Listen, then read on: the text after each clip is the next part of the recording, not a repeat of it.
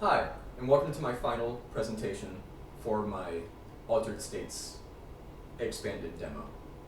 So for this, I initially went with my time travel game, but I changed a little bit of it. Primarily, my difference has been weaponry. So as you can see here, I have a pistol this time instead of an AR.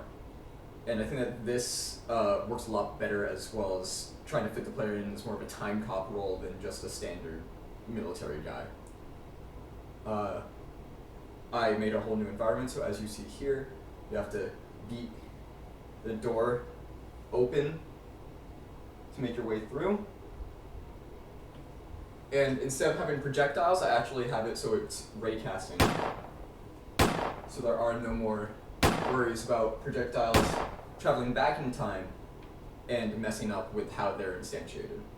As always, you hold down the left trigger, sound cue plays, and you will be able to see that the pieces will rise back up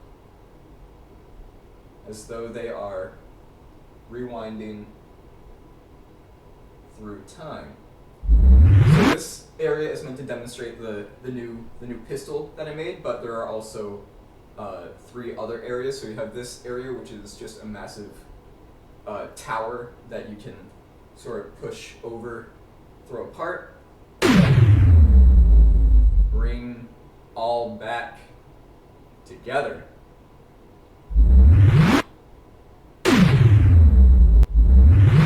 So up next, we have this new area, which is I specifically designed for melee weapons. So I have a hammer, a mace, a scythe, an axe, a sword, and a knife. Now, the sword and the knife, you're already used to these.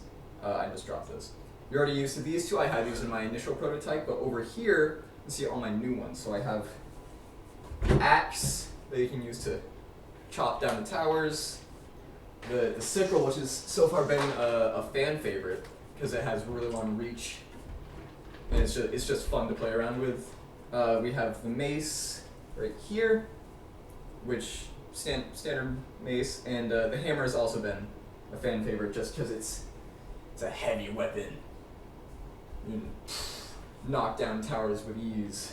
And as always, all of the red items can be rewound, and all the blue items are stuck in your time. So as you can see here, again, these ones are going to come up soon. The way that I did this was through reversing the inertia that's put onto the transforms of the objects. So they keep their momentum, so if I throw an object, rewind time, and then have it still in the air, it will keep the momentum that it had going forwards to begin with. So you can see here, they're rewinding back. When these 2 towers, or 3 towers, come back up. So as you can see, they're going back up, and then if I stop it, they go back down. So they're keeping their momentum. It's like nothing ever happened. Now finally, we have this new area, which looks a little similar to the initial test of this, but instead, these balls are actually a lot more dangerous now, because you throw one to get back, because they're grenades. So I can bring this on back, and a grenade is only triggered once I let go of it. So I can hold on to this for however long I want. But as soon as I release it, it adds an impulse at its location of 10,000 force units, which I don't really know what that equates to in real world units, but it's a lot in Unreal. So as you can see here again, I'm rewinding time until all these cubes go back to the original state.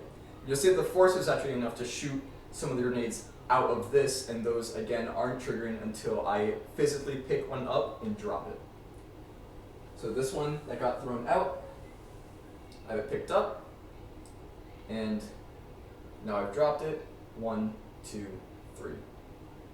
My grenades have a 3-second fuse, I feel like that's enough to toss it, but then still have enough time to sort of prepare where it's going to go. So those are the primary 3 different areas that I've really focused on with my time to expand on my prototype. If you have any questions, feel free to let me know. Thank you.